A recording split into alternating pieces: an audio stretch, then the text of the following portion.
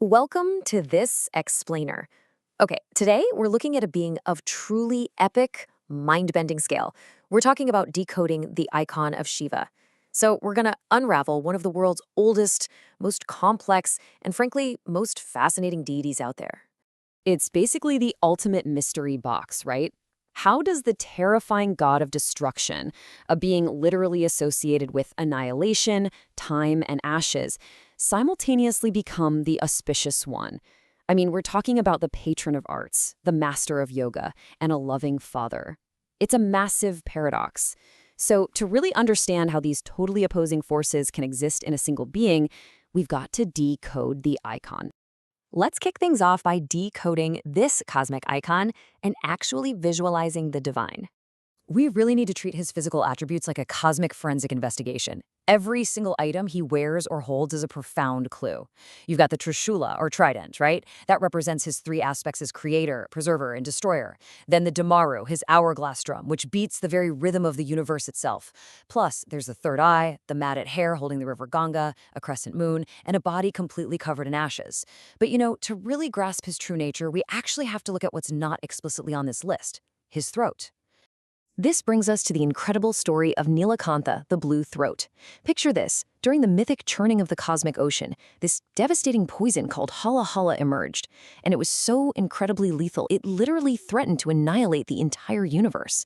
So what does Shiva do? He just steps right up and drinks it. His consort, Parvati, tightly grips his neck to stop the poison from reaching his stomach, causing his throat to burn this brilliant, radiant blue. He literally absorbs the toxic destruction of the entire world just to save it. Which really brings us to this pivotal realization from scholar Gavin Flood. Shiva is a god of ambiguity and paradox. Think about it. These totally opposing visual themes, the terrifying destroyer and the selfless savior, they perfectly mirror his ultimate dual nature. The guy just completely defies any simple categorization.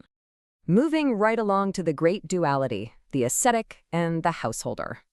Now, in ancient Hindu society, these two roles were considered completely mutually exclusive. You just couldn't be both. Yet Shiva effortlessly embodies them. On one hand, you have the Mahayogi, the great ascetic. He's sitting in absolute philosophical isolation on Mount Kailash, totally detached, covered in ash, entirely absorbed in transcendental reality. But then, on the other hand, he's a householder, a deeply connected family man, the loving husband to Parvati, and father to Ganesha and Kartikeya. The ultimate solitary ascetic is also the ultimate family man, encompassing both total withdrawal from the world and deep, loving engagement with it. It's wild. And this crazy duality extends right down to his very temperament. On one side, his fierce forms, like Bhairava, bring terror, annihilation, and the relentless march of time. But right alongside that, you have his benign forms, like Shankara, which confer absolute happiness, peace, and auspiciousness. The tension here is just incredible. The exact same deity that brings supreme terror also brings supreme bliss. Now watch how these opposing forces violently and beautifully collide. As Nataraja, the lord of dance, Shiva performs the Tandava, this explosive, powerful, hypermasculine dance of cosmic destruction. But he simultaneously holds the energy of Lasya, a graceful, delicate, feminine dance of creation. He is literally dancing the universe into existence, destroying it and recreating the whole shebang all in one sweeping motion.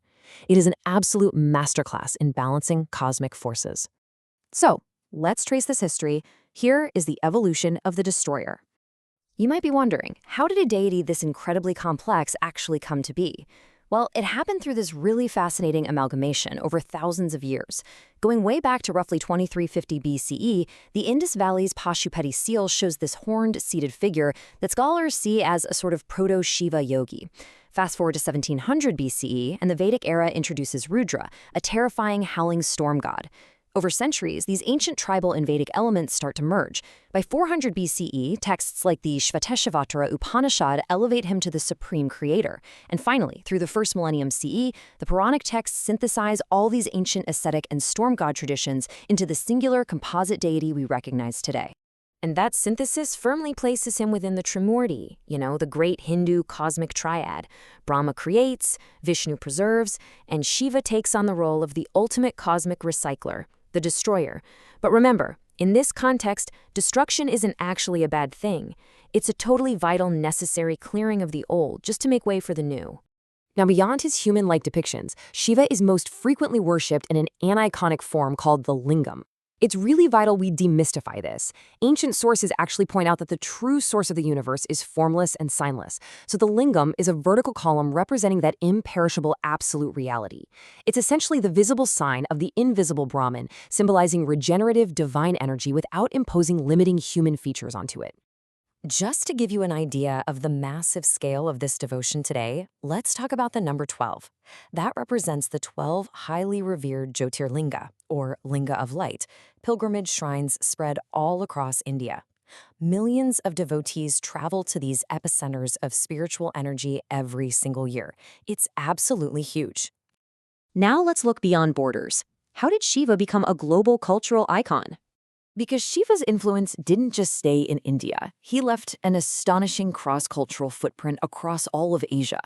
In Vajrayana Buddhism, he's revered as Mahakala, a fierce dharma-protecting bodhisattva. Jump over to Java in Indonesia, and he actually transforms into Batara Guru, revered as a kind spiritual teacher and king of the gods. And amazingly, in Japan, elements of his identity evolved into Daikoko Ten, a beloved household god of wealth and fortune.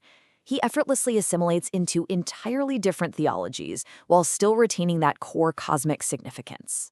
And that ancient significance translates directly to millions today. He's revered during the solemn Mahashivratri festival through fasting and yoga, a night entirely dedicated to overcoming ignorance. But alongside that deep spiritual reverence, he's also literally everywhere in modern pop culture. I mean, from blockbuster films to best-selling novels, the sources literally describe him as a bona fide rock hero in modern mythological adaptations.